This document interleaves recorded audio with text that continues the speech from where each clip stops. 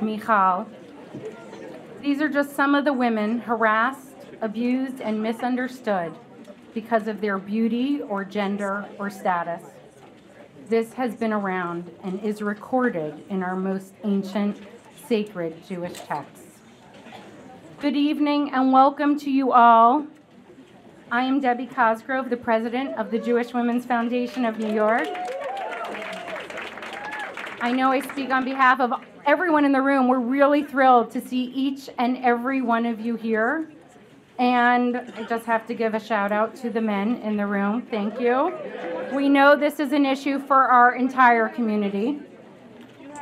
The Jewish Women's Foundation of New York imagines a world in which all women and girls have equal opportunity for economic, religious, social, and political achievement.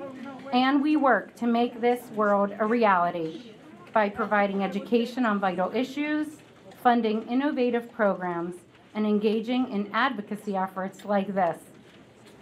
The reason we created tonight's event was because we have seen through our involvement with harassment prevention and awareness dating back many years that the Jewish community is not immune. And we thought it was important for the broader community to have the opportunity to learn about the depth of this problem in the Jewish communal world. That is abuse and harassment between Jewish communal professionals and between our professionals and volunteers and donors. We are all struggling, personally and communally, with how to respond, what actions to take, and how to raise and lift up our voices. And tonight we will. We will hear and bear witness to the stories of many individuals in our community who have experienced harassment. A thank you to those of you who have come forward and bravely submitted your stories. These stories will be read by other people tonight, from our most talented performers and inspiring speakers who have generously given of their time. And after that, we are honored to have Barbara Dopkin facilitate a panel where we can have our questions answered and take individual and collective action to catalyze change in our community. So you'll note in your programs that there are rules of engagement, and I want to highlight a couple of them. The purpose of this event tonight is to examine experiences specifically in the Jewish communal space, inside of traditional workplaces and the field. It is not for personal experiences in other spaces. To define some terms tonight, we will use gender abuse and gender harassment instead of sexual abuse and harassment. The word sex seems to confuse people, and this is about the abuse of power based on gender and about the power imbalance that exists in that relationship. The event is not intended as a platform to name and shame. Although we recognize that this is important for some people, in the program and on our website are resources for those who wish to pursue this. And this event is not to provide structured survivor support. Again, we will be able to point participants toward those resources, but tonight is focusing on learning and future-focused change-making. And lastly, please silence your cell phones. Before we move forward, I'm going to ask you to take a moment, you can close your eyes, and pause and think about what your expectations were when you signed up for tonight's event.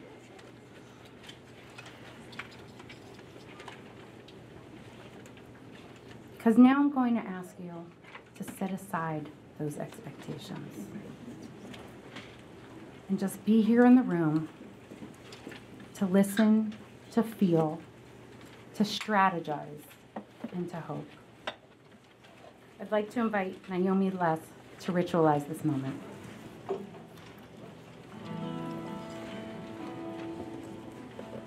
you.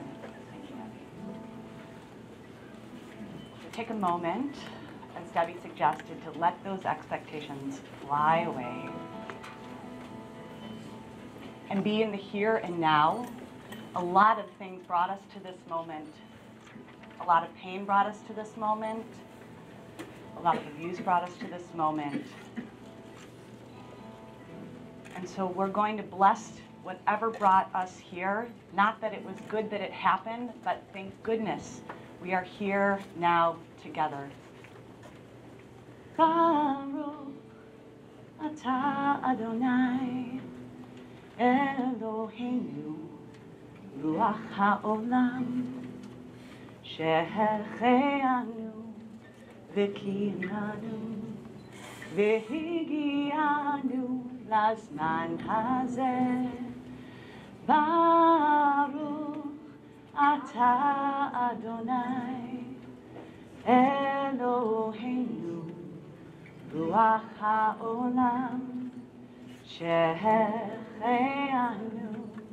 וקיימנו והגיענו לזמן הזה, לזמן הזה, לזמן הזה, לזמן הזה.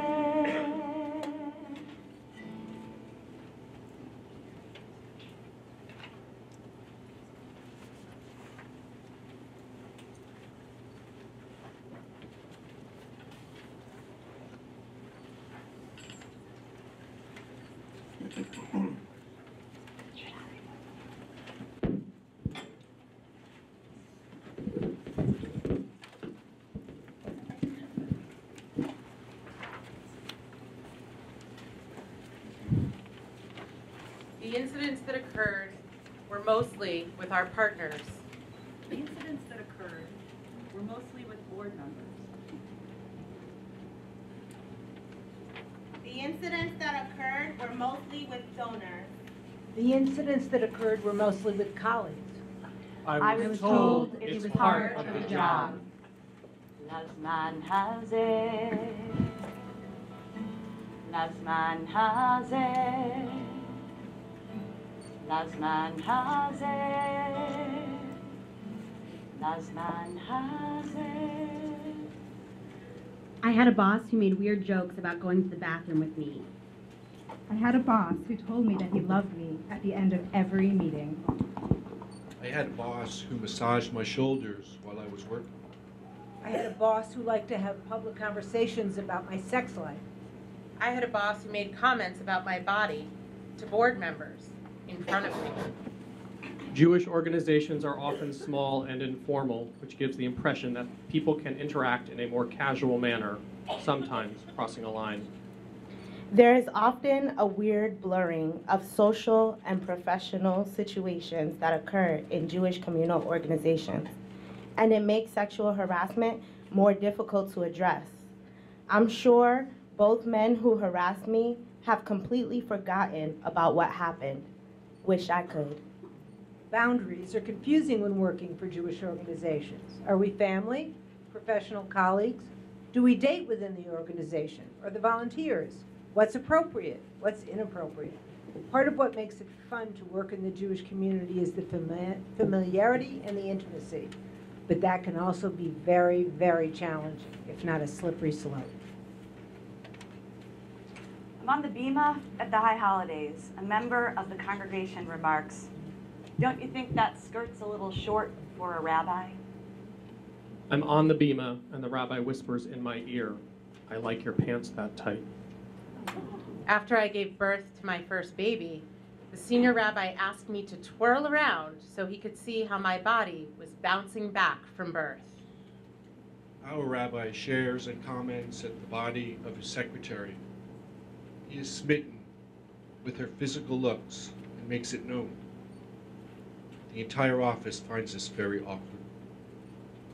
Sexual harassment is common, but microaggressions are even more prevalent, including commenting on a female rabbi's clothing, skirt length, proportion of skin covered, heel height, shoe type, hairstyle, parental status, maternity leave. Inappropriate comments from donors and lay leaders about my body, relationship status, dating life, marriage, being asked out by donors in work settings, overhearing demeaning commentary about women's appearance and sexuality in the workplace, being inappropriately touched, My supervisor expressed empathy, but any instances with donors or lay leaders were shrugged off or defended. After pretending to have a lascivious phone call with another Jewish organizational leader about having three-way sex, my boss, who was also my board chair, put his head in my lap in the car on the way to a fundraising meeting. He was overly intimate, making inappropriate comments, calling me baby, honey, telling me I had a husky voice from a cold, that I sound sexy. I was told it's part of the job. Lazman Hazeh. Join you. Lazman Hazeh. Lazman Hazeh. Lazman Hazeh. The sexual harassment during rabbinical school was a semester-long nightmare.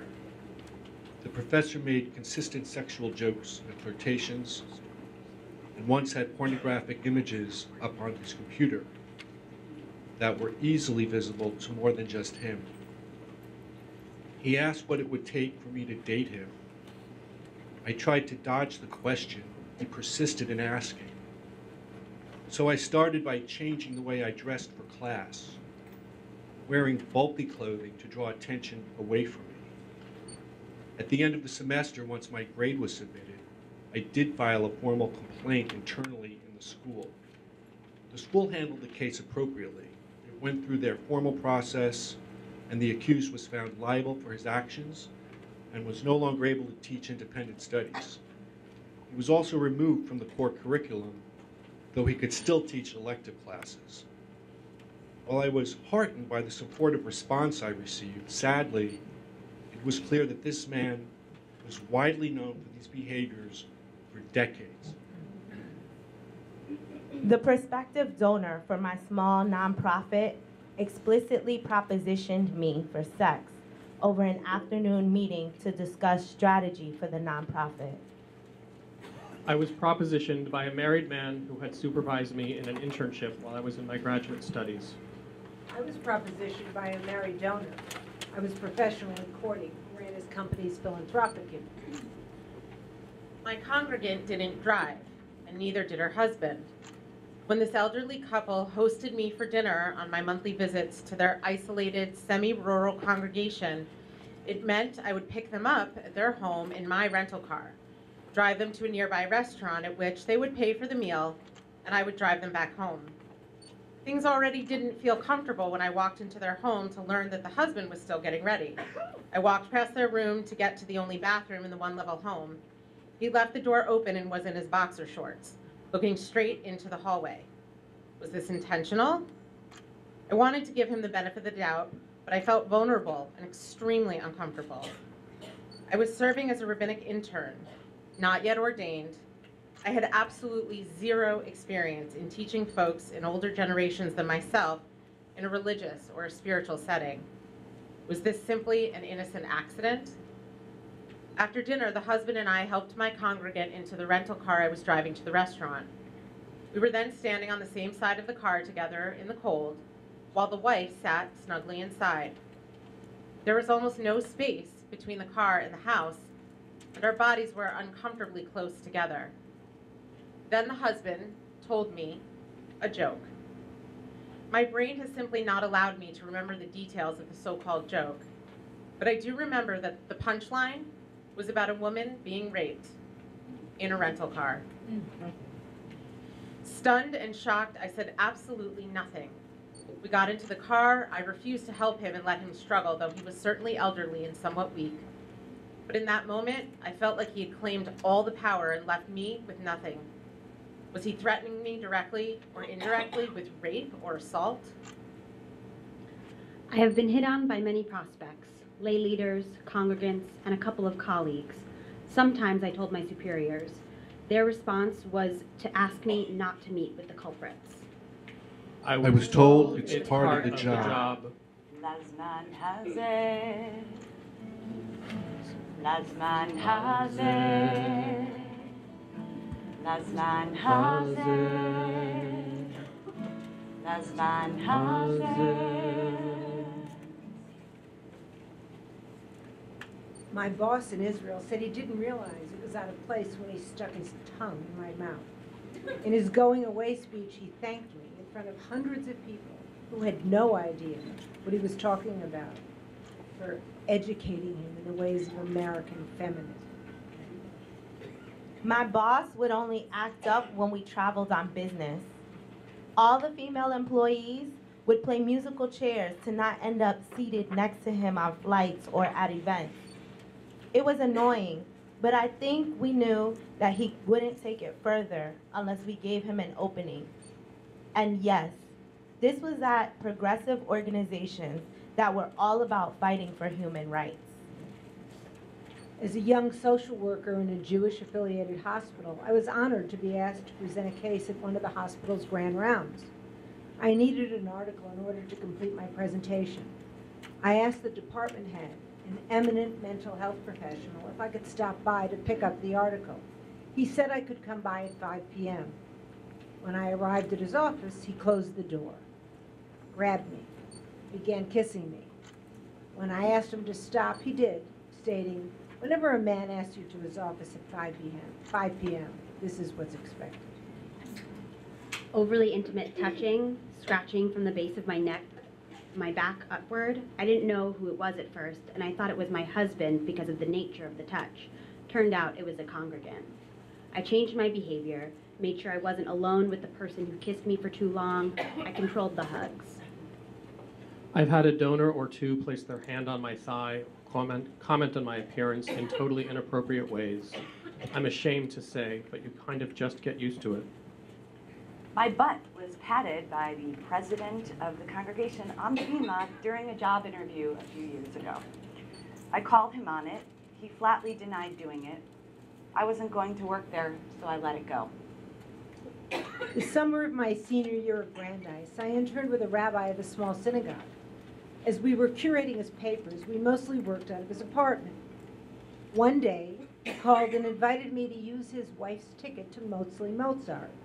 We met at the Philharmonic, but soon I sensed that something was different, wrong.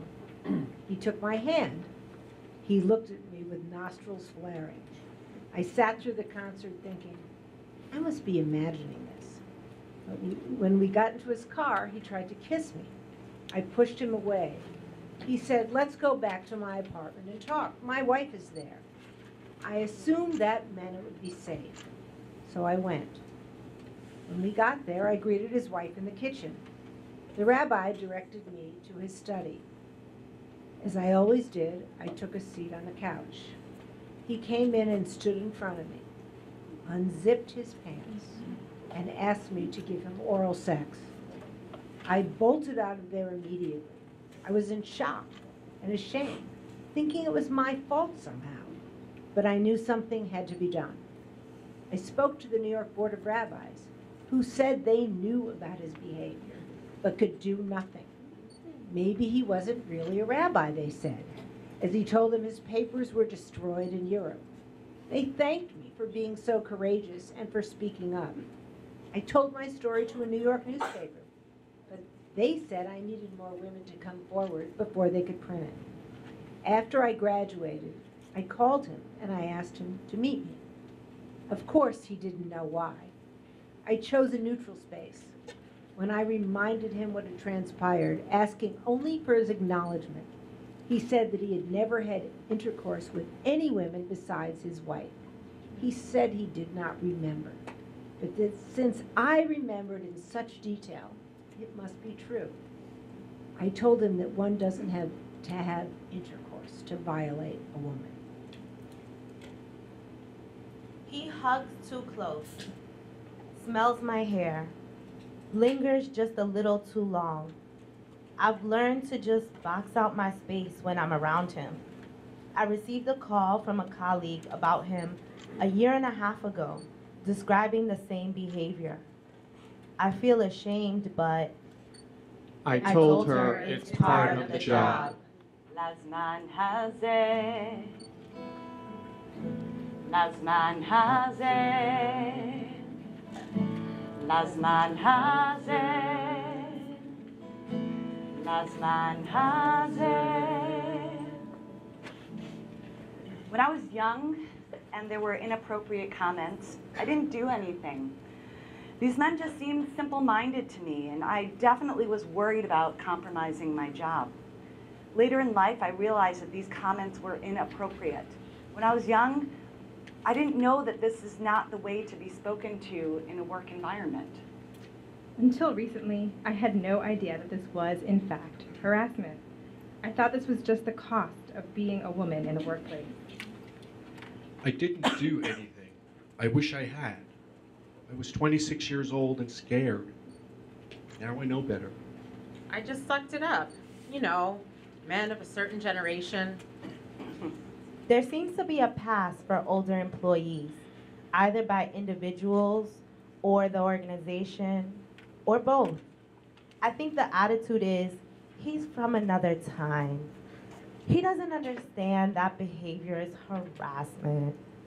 Nothing is meant by it, but it's been going on a long time. These men were young ones. Do men of a certain age or background simply not know what can make someone feel unsafe?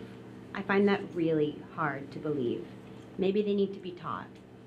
In my organization, staff and board members generally have positive and open relationships. So when I shared with a new board member that I'm a lesbian and married to a woman, he started to ask incredibly invasive questions about my romantic life. As someone with lots of lesbian friends, he really wanted to know if I thought lesbians could actually be monogamous, and kept asking me if I was in a monogamous relationship. He asked for details about my relationship that were really uncomfortable for me because so many of them bordered on having sexual undertones. His questions lead me to question. Why do I question if LGBT bias is harassment? Why do I question if gender bias is harassment? Why do I question if racial bias is harassment? Why do I question myself? Why do they not question? Lazman Hazeh. Lazman Hazeh. Lazman Hazeh. Lazman Hazeh. We are not protecting our young women. I am not protected. We are not protecting our young men. I am not protected. At the age of 23, I was starting my second job out of college. It wasn't too long after I began working at the Jewish institution that I realized I wasn't just hired because I was a well-educated individual with a strong resume. I was hired because my supervisor found me attractive. He saw me as someone who could easily be taken advantage of in the workplace. During the 11 months I stayed at that job, he would compliment my looks and ask that I dress a certain way. He wanted me to know that he was open and free in his life. He wanted to discuss masturbating and how sex gave him such a release. He wanted me to know that if I masturbated, it would be self-stimulation and a form of being gay, which he is okay with as another man. He would tell me to join him for dinner and suggest I look for a new job if I declined, but I stayed quiet. I didn't want to report his actions or how uncomfortable I was because he was a, quote, straight, happily married, Orthodox man. I didn't want to be the person who ruined a family's reputation or embarrass his children. What do you do when you are a man looking to advance your career and a woman in a position of power flirts with you? What if she flirts a lot? What if, as you are discussing possible senior positions within her organization, she is making highly sexual suggestions? What if, when you are traveling together to a conference where your current organization is pitching something to her organization, she spends dinner telling you why she believes that our culture has it backwards when it comes to cheating on your spouse? Cheating would make arranged marriages so much better for everyone, she says. What if, when she does hire you, career advancement complete, she continues to send sexually descriptive texts? What if at a meeting with the board members from all over the community, she walks up and whispers in your ear things that might have made a sailor blush? I know this is an issue that women have been dealing with for many, many, many years. But then it happened to me, and I understood. Don't get me wrong, I'm not a sexual harassment expert now. I only know what it's like to be harassed once. I don't pretend to know what it's like to be sexually harassed at multiple places of employment and by multiple people over a span of multiple years. It happened only once to me, and I have been struggling with it ever since. I didn't speak out as it happened. I wanted the job. I wanted my career to move to the next level. I desired bigger and better things, and she had the power to give it to me. I wasn't interested in her. Seriously, I wasn't. Even now, I feel like I need to say it. It's so sad. But I wanted the job, and it was happening, and I didn't tell anyone. I didn't tell anyone about the text messages or the emails or what she whispered to me during the board meeting. I cringe every time I think about that moment. Who could I tell? Why would I tell? I wanted this job. Plus, how could I, a man, be sexually harassed by a woman? The job didn't last. Within a week and a half of taking the job, I was in therapy. Within a month and a half, I was looking for a new job. And just over 4 months after my first day, I was out of there. As I packed up my office, the director of HR came in to ask if there was anything I wanted to talk about. I told her in sleazy detail what my boss had done, and then I told the HR director that I wasn't going to sue, but that it was important that HR know that this took place.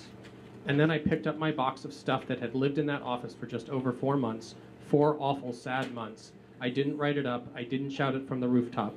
I said it as I walked out the door. I was unemployed for just over 2 weeks and landed at an organization that I love with an incredibly rewarding job.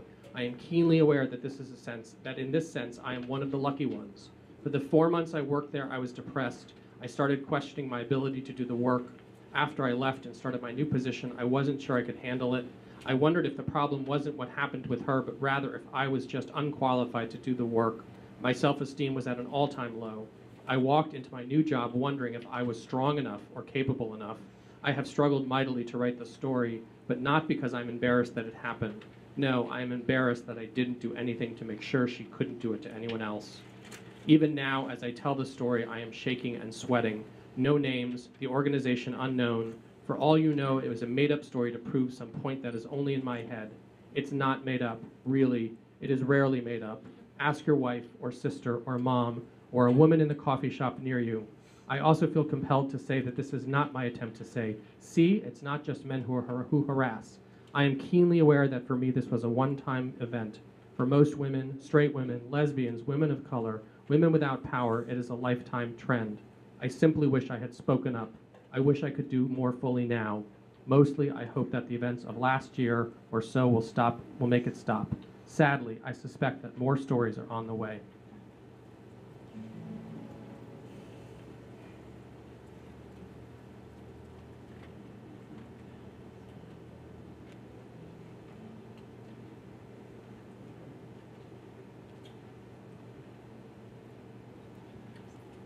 I still get innuendo, as recently as a few weeks ago, from someone whose mentorship has been very important in my professional growth. I try to ignore it, and haven't felt the cost of confrontation outweigh the learning. Sadly, I can't say I'm proud of that. I spent many years working at my Jewish overnight camp. When I became a senior staff member, I had staff members share their experiences of sexual assault with me, committed by another staff member. When I went to discuss this with the director, I was told that their hands were tied and that nothing could be done about the situation. I didn't tell anyone. There were congregants at a community function being a bit handsy. I didn't see any good coming from it, especially since I'd only been on the job for a few months. But now I'm mindful of how close I stand to people when alcohol is involved, and I won't meet with people in my office after hours. I told our director about my experiences, and he shrugged them off, saying, I spoke to him, and he said he's sorry. There was never a formal apology, nor did he get written up. There's a problematic dynamic between board and staff when there is a tendency for lay leaders and donors to engage in inappropriate behavior or comments that are tolerated for the benefit of the organization. This often leaves staff feeling unprotected. The board chair of a partner organization asked me to have a lunch meeting. After lunch, he asked me to walk and continue our talk. We sat on a bench, and he tried to kiss me. I turned my head, said goodbye, and ran back to my office in tears. The next day, he sent me a threatening email. I told my board members and the executive director of his organization. The other ED, a former mentor of mine, encouraged me to tell him off, but she never said or did anything. I filed a formal sexual harassment complaint with the school against a very respected professor. One time, he asked me to sit in the front row and unbutton the top buttons of my blouse. Another time, he cornered me in a stairwell and started kissing me and putting his hands on me. He only stopped because someone else came in. And those are only 2 examples. But after I filed the complaint, nothing happened. Except I failed his class. So I filed a complaint with the police. He fled the country. Everyone lauds him for making Aliyah. And I still see his name as a keynote speaker at conferences. Who else had these experiences? Who else was harmed because I didn't want to make waves? Who else found no support? Who else felt betrayed? Who else will never wear fishnet stockings to a work event?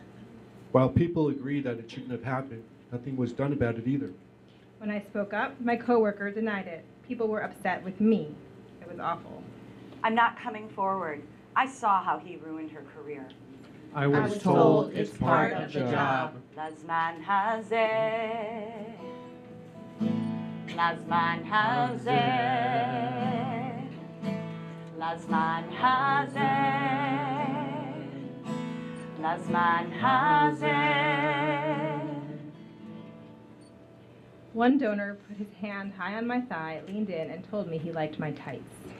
One donor told me he would give if I came to a gala with him. When I didn't go, he actually wouldn't give because he thought I knew it was an exchange. He told me flat out that he was interested in dating me, and donations would be contingent on my responsiveness. One donor, old enough to be my father, told me, I wanted to meet with you to hear about your work, but I also feel about you how a man does about a woman. One donor, old enough to be my grandfather, asked me to come to his hotel room and then planted a kiss on my lips as I entered the room. Then he turned on some opera music and leaned towards me, clearly not wanting to talk about work. I fled. One donor told me he would give $10,000 a year, but wanted me to come visit him 4 times each year to get installments because it made him feel good. I felt. Unclean. I felt. Unworthy. I felt. Undone. I felt like I needed a shower. I felt like I needed a bodyguard. A donor placed his hand on my thigh, whispering in my ear, "You're so hot, especially post-baby." At a conference, I saw the head of a large foundation at a bar with about 5 young women. One in particular was very intoxicated, and the CEO clearly crossed the line into sexually inappropriate and explicit language with her. He had more positional power than all of us, and so no one spoke up. We ended the outing and escorted the woman home before anything beyond talking happened. I was soliciting the CEO of a major federation who was overly familiar, commenting on my appearance, asking about my dating life, sitting too closely, using flirtatious language, and showing clear preference that I not bring my male colleague to our meetings. This behavior continued once I received funding. I felt I needed to play along to get and continue to receive funding. I was leading a roundtable discussion. One donor seemed really interested in our organization's work. One by one, people left, but he remained, asking questions and expressing interest. He moved chairs so that he could sit closer. He told me that he would support our work. A moment later, he said, "You know, I felt so attracted to you from the moment you walked in the room and started speaking." I ended the conversation, but later I received an email from him at 2:30 a.m. stating that he had been thinking about me, and he was so inspired by my light. As the former ED of a national organization, I was sitting in the lobby of a hotel in Jerusalem with 2 prominent philanthropists, one our board chair. Once the introductions were over, the other philanthropist said to my board chair, nodding at me, "So, are you fucking her?" I froze, faked a laugh, and moved on to the solicitation. We didn't get it, and quite frankly, I was so relieved so that I wouldn't have to deal with this man again. The director of a foundation made several advances, called me late at night, touched my leg, sent me expensive gifts, asked me out for drinks, made inappropriate comments about my posts and looks on Facebook. I told the people who had referred him to me, as well as several other nonprofit professionals and directors of foundations. The people who referred him to me said, "Oh yes, he has that reputation." I wondered why none of them had warned me. There was definitely a quid pro quo for donating. I just told my boss the guy didn't want to make a donation after all. I didn't say anything because I was fearful of the negative repercussions for my organization. This guy has a lot of power in the community. He is married to another major donor for us, so it got complicated. During the cocktail hour at a major philanthropic event, one of the biggest philanthropists present, whom I'd only met a few moments earlier, called me over to join his group and introduced me and my organization to the group. As he was speaking and praising my work, he began massaging my neck. I froze and looked around the circle, but though his hand was clearly visible, no one seemed to be reacting. They just kept laughing at his jokes. I ducked out from under his hand and stood on the other side of the circle. He followed me there and began massaging the nape of my neck again. This time, his hand crept down my shirt. Again, not one of the other 5 donors said a word. I excused myself. A half hour later, the man again encountered me at the food table, and again, his hand was massaging my neck. I was standing with 2 men at a conference. One asked another if he knew me, and he responded, "Well, I was trying to pick her up at the bar earlier." To which the first guy responded, "Did you tell her you'd make a gift? She made it easy for you?" A male funder, after a couple of drinks, spent the evening lasciviously looking down the front of my modest dress. I didn't do anything. I felt like I jeopardized our funding. Some Jewish institutions prize their donors to a degree that development staff won't speak out when inappropriate behavior occurs. Some Jewish institutions prize their donors to a degree that no one will speak out when inappropriate behavior occurs. My supervisor expressed empathy, helped intervene, and supported me through addressing issues with peers, but any instances with donors was shrugged off or defended. As an intern, I told my boss what had occurred, and she laughed and said, "Well, he gave $25K today, so you must have done something right." A potential donor made an aggressive, unwanted sexual advance at me, and I had to physically push him off while we were alone in a taxi. The CEO of a very large Jewish institution invited me to a party for senior staff members at a conference in his hotel suite. And as the guests left, he asked me to stay to discuss a project. We were in a living room, not a bedroom. And as he was an older married man whom I had only heard good things about, I did not feel worried or nervous. I sat on a chair and he sat on the couch, but things quickly changed. He kept asking me to join him on the couch, and I kept refusing and telling him that I was comfortable where I was. He grew angry, so I got up to leave, and at the door, I stuck my hand out to shake his hand, and he got very angry and said, "You don't shake my hand, you kiss me." He tried to grab my face, but I was stronger than he was and managed to get out of that room. In the years following that incident, I was silent about it, but it did get back to me that he tried to smear my name. He was married at the time and a beloved figure in the community. On a visit to his office, a very prominent national donor, whose name you would all know, asked me to walk across his office, locate a small statue, and describe what I saw. It was an ancient pornographic depiction of a sex act. The donor insisted that I describe what each figure in the sculpture was doing, and kept egging me on until I finally did, just to end the harassment. At the end of the visit, he propositioned me. I felt ashamed and disgusted. I was told it's part of the job. Lazman hazeh, Lazman hazeh, Lazman hazeh.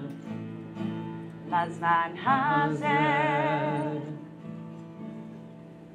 We want to believe that because we are Jewish, that our institutions don't encounter such behaviors. But they do. We have work to do. I'm sure I wasn't the only one he did this to. Together, we could have taken action. Alone, I'm not comfortable pursuing anything. It's difficult to express your concerns when there is no HR, no one you could speak to confidentially. We lost a lot of members due to inappropriate touching by the rabbi. Sexist language was used regularly. The board members were no better. Many people told me about their experiences. I wept for them, but there was no one to tell. I called the police, talked to my local rabbinical organization, went to Human Rights Department, and finally many lawyers. They all cited ministerial exception, in which congregations are exempt from sexual harassment. This is beyond unethical. It is absolute cruelty. My titles are rabbi and doctor. They are not sweetie, honey, or sugar. I don't care how much money you have, how many times you've donated to my community, how much older you are, or how much life experience you have. I want a public campaign so these individuals are attuned to the discomfort and shame they're inflicting on others, because it's not part of the job. Me too. Gam ani. Time's up. Shehecheanu, v'kimanu, v'higianu, lazman hazeh.